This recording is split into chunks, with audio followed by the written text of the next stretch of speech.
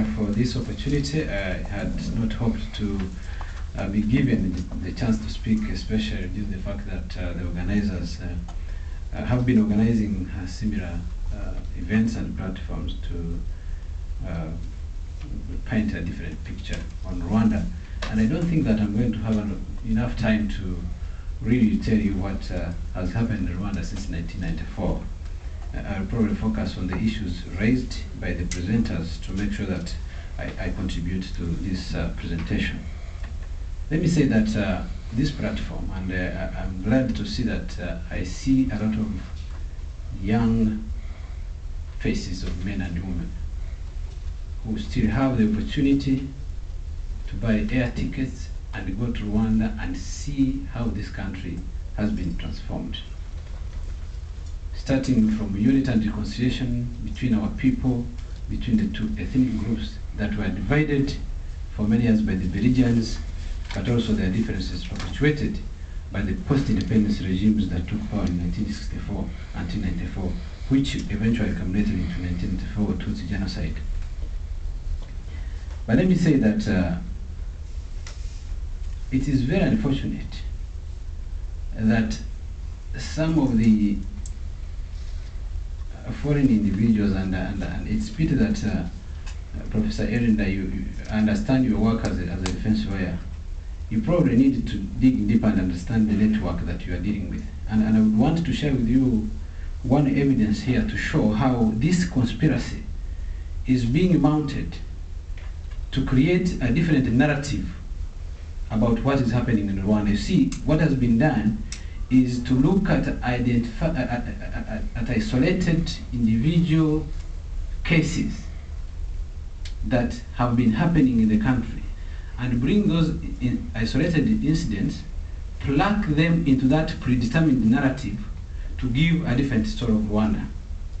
And the story of Rwanda is that President Kagame, under his leadership, he was able to stop genocide, was able to bring together Rwandans to be one under a common identity vis-a-vis the Hutu and Tutsi identities that were perpetuated by the former regimes.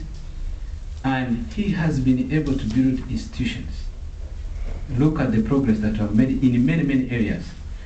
Talking about the US government support to Rwanda, why do you think the President of the United States will be doing something that he's not convicted that is something right that he should be doing, just because he wanted to please President Kagame and his leadership? They do it because they know it is the right thing. The government of the United States is not stupid. They have CIA, they have embassies, they have non-governmental organizations operating on the ground. Look at the reports. When you look at the USAID report of 2009, it shows the institutions that are supported by the US government, not President Kagame, not his farm, not his house. Institutions of security, of justice, of rule of law, of governance, of economy, of social.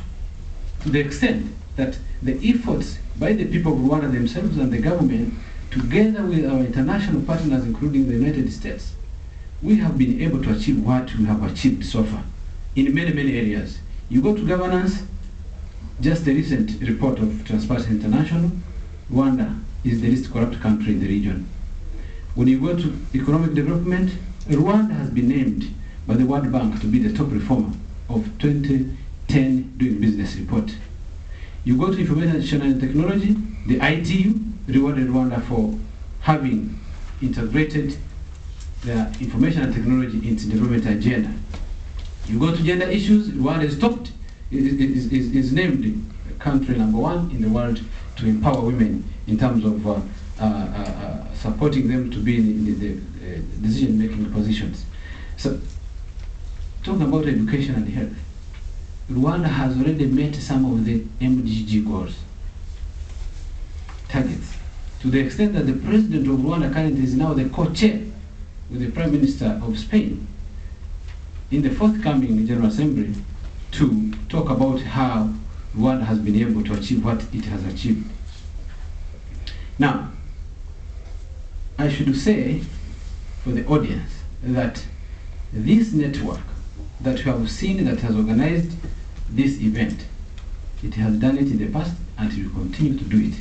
It is our responsibility as the government officials, as Rwandans, to challenge these kind of narratives and be able to tell the world what is happening in Rwanda.